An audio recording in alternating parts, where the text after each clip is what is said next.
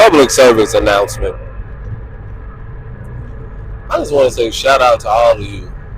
I know y'all might hear something in the background, but I don't care because I got my mic got my mic on me while I'm driving. But look, shout out to all the people with crooked teeth, crooked tooth.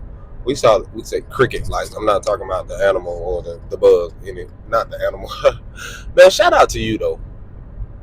Shout out to you shout out to the people that ain't trying to put on this facade or trying to just no longer stuck in that loop or even trying to be perfect. I don't know what society or whomever had us believing. Man, this is no shade or nothing to nobody. But man, I do not want my teeth wider than what do they call Tic Tacs. I don't want my teeth looking like Tic Tacs or what they call it, chiclets, them little gums, the different colors. Man, shout out to people with crooked teeth. Let me tell you, I honestly think organically, naturally, that my teeth supposed to look like this with a little discoloration. You know, it showed that I've been through some things, and I just think the creator and source that my teeth and myself, I don't look like what I've been through. Well, my teeth may look like that, but in a little bit. But I take care of them. That's all that matters. I just want to shout out to you, those with big lips. Shout out to the beautiful people, men and women, especially our sisters. Shout out to all of you. My mama had big lips. I got big lips. I love them. There was a point in my life I wanted to hate everything about myself till I realized what image am I trying to uphold and for who. Shout out to y'all. Shout out to y'all that having the confidence to actually step out. Shout out to the sisters and everybody who, yeah, you went and bought that dress off such and such site or whatever it is, and you choosing to wear them curves, and you may have more curves than other people, but I'm not here to devalue you. I'm not here to talk down on you. Baby girl, it's okay to be over 200. Okay, because I'm going to be real. Some of the most confident, beautiful women I ever met, some of the most confident, I'm not saying all, but most of the ones that I've met that are not looking like models, that are not trying to uphold this image, baby girl, them are the ones, I'm going to let y'all know the secret, them are the ones that are getting most of the men, and even the ones that y'all so focused on, that y'all deem so attractive. And you know this whole image of attractiveness, like everybody gotta look muscular, everybody gotta look a certain way. If that ain't in your genes, and if you don't want to do that, baby, you ain't gotta do that. You ain't gotta do that. I used to beat myself up over my crooked teeth, my crooked tooth, whatever you want to call it. I used to really get it. Man, that ain't stopped nothing. If all honesty, I got one tooth that, you know, it's a little further out. They call it an overbite. It's a little further out. But you know, some people may criticize and say, well, you need to get it fixed. You know, what, you ain't got the money, or, you know, go. Let me tell you something.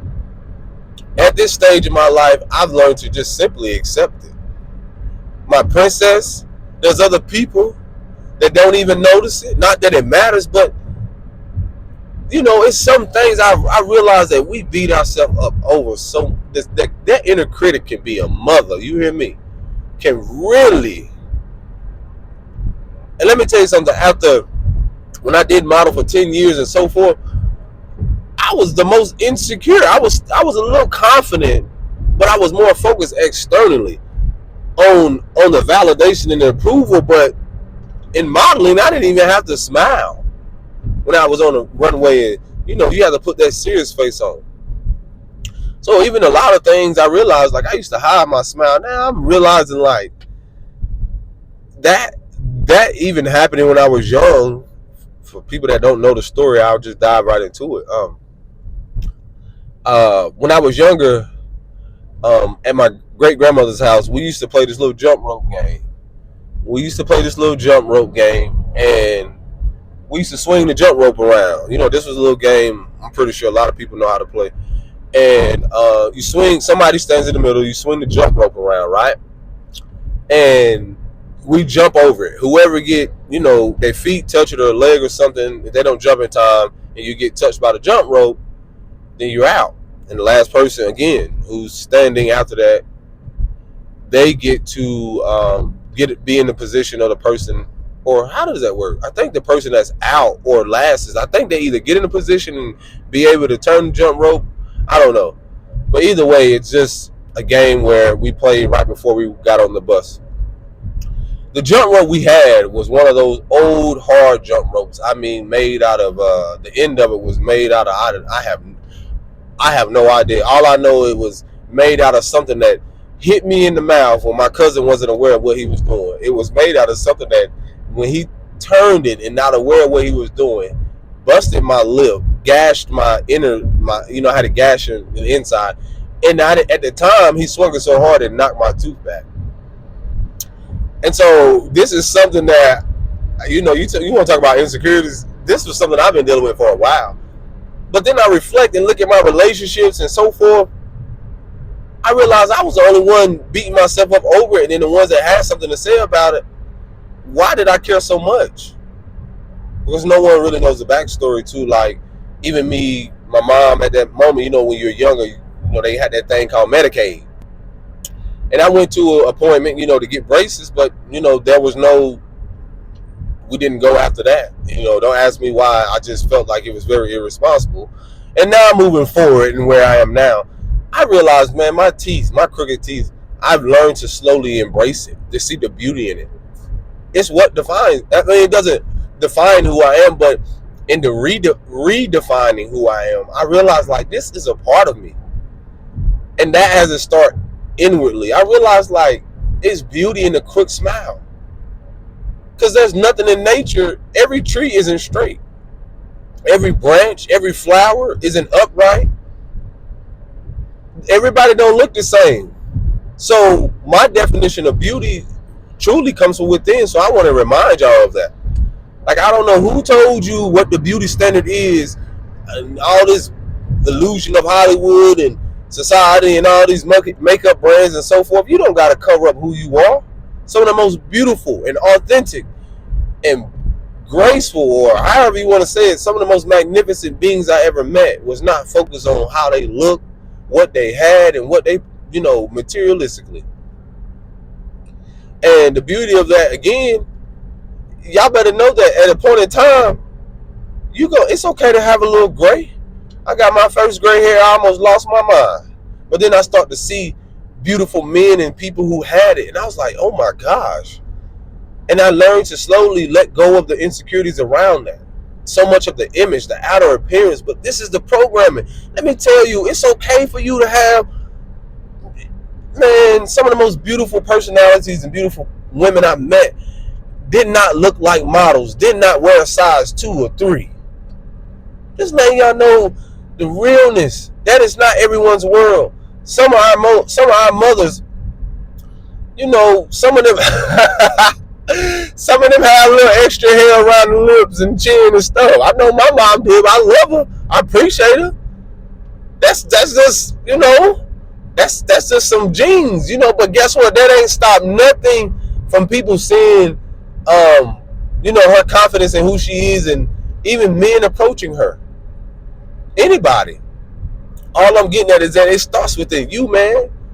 Women, young boys, and little girls, it really is within you. And shout out to y'all. You ain't gotta have, let me tell you something.